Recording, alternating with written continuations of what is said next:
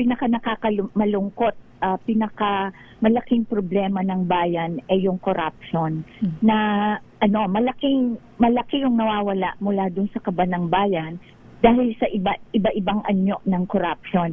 So ito ho, kailangan tutukan ng ating mga kababayan at humingi ng ng kaukulang pag-uulat, paano ginagamit, yung magkaroon ho ng public clamor kung paano tutugunan ang pangangailangan at babawasan kung hindi man totally mawala.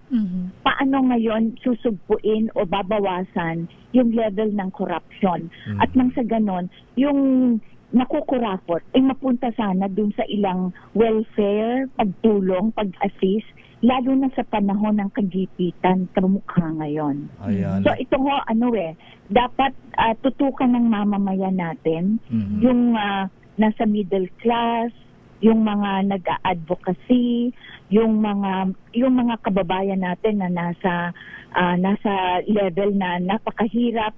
Dapat so ito tinatanong na saan napupunta yung pondo at sana maibalik ito sa mamamayan, lalo na sa panahon ng kagipitan. So yung anti-corruption campaign ho, napakahalaga ngayong yugto na ito.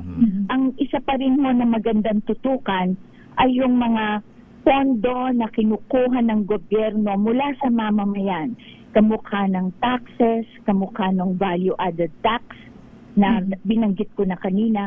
Ito ho, paano ito ibinabalik sa mamamayan, lalong-lalo na sa panahon na kailangan ng ating maraming kababayan. So palagay ko yun hindi lang maghintay ng bibigyan sila, kailangan magsimula din ng tanungin. So ang isa din ho yung yung paano natin tatanungin yung ating mga kababayang namumuno na nasa Kongreso at nasa Senado, paano nila ginagamit yung malaking pondo na nasa kanila. Ayun. So dibang ito ay maibaling at bigyan ng pansin yung paggamit ng maayos at ng pangangailangan ng mga kababayan natin.